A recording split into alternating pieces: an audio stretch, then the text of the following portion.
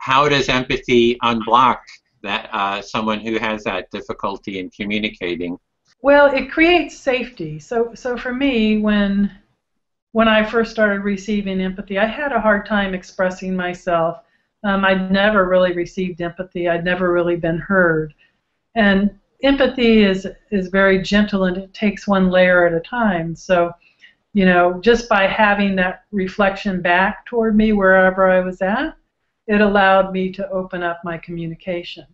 And at first, I needed, people to reflect back like every sentence I said for a while. And then after a while, I didn't need that anymore. I was able to articulate much better after receiving that. So if I had a block, maybe I was feeling scared of expressing somebody, instead of somebody trying to go around that block, they just dealt with the block, like, oh, you're feeling really scared right now. You need safety, you need reassurance. And by putting attention to that block, the block would dissolve. And then I could express what was underneath it.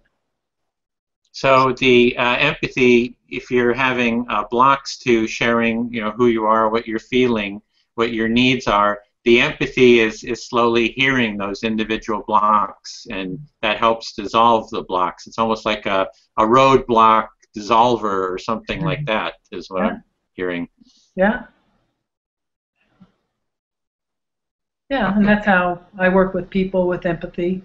I work with what is presenting, what's presenting, whatever it is, and giving that some attention, some unconditional acceptance, and that just allows people to open up to a deeper communication.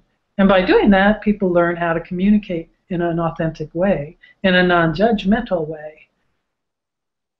Yeah, so if you're having blocks, feeling blocked, have someone that can listen to you and empathize with you and keep empathizing with you, and slowly those blocks start to unblock and resolve, and then is kind of what I'm hearing there. Okay. Then there was one last kind of part that I was wondering. Is one thing with empathy, this is a little bit in terms of a block, that I wonder if can empathy be a block too? Like if I get into a very empathic, listening deeply to people, I've done like conflict resolution, where have people empathize with each other, and there's like this deep sense of, I don't know if it's heaviness or I don't know if it's openness, but there's a deep sense, a certain space that gets kind of created, and it feels kind of monotone to it. And it's like, oh, this is an interesting space, but somehow I have this need for kind of creativity somehow, like something to create more of a sparkly kind of a feel in my body. So does that kind of resonate? Do you know what I'm talking about? I'm just wondering if sometimes when we empathize with people and we focus more on the feelings and on the needs, it can bring the energy downward. Where the needs, by focusing on the needs, it brings the energy upward. So I'm wondering if that's something that was happening. Because when I get to the space, when I do groups, it does create a space that feels very sparkly to me, and connecting. So I'm not sure what experience you're talking about and why the energy gets kind of monotone for you. Oh, okay. Yeah, it's so what I was hearing, that you're thinking that the energy goes down in terms of just getting into the feelings, and if you get more into the needs, that creates kind of like a sparkly kind of a quality to it. Yeah, that's what I found. What I was looking at was in conflict resolution, that when people have gone through and kind of made a connection and had some sense of connection, and that you bring it into, well, what do we do now? That it changes the energy to open up the creativity of, here's one suggestion, here's the other suggestion, and that the creativity has a sparkly quality in terms of what do we do next.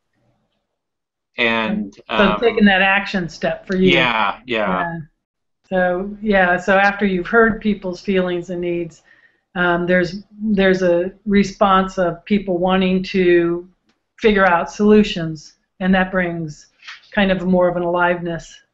Yeah, that's it. Yeah. And I'm glad to hear that, you know, you spend time listening to the feelings and needs first before jumping into the strategies. Yeah. Because in our culture, we often just go straight to strategies. We skip over the needs entirely. And I just think that when you do that, you don't address the needs. So you may come up with these great strategies, but if they don't address the needs, they're not going to work.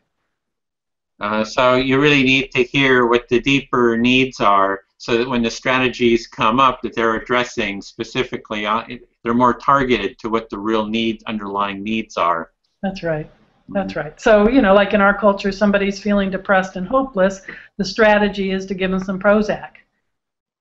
But when you listen to them deeper, you see they're depressed, they're hopeless, their needs for connection are not met, their needs for empathy are not met. So then you think, well, is Prozac going to address the needs for connection and empathy? It's not. So maybe what would address their need for connection? They can join a group. They can, you know, find people, like-minded people to connect with.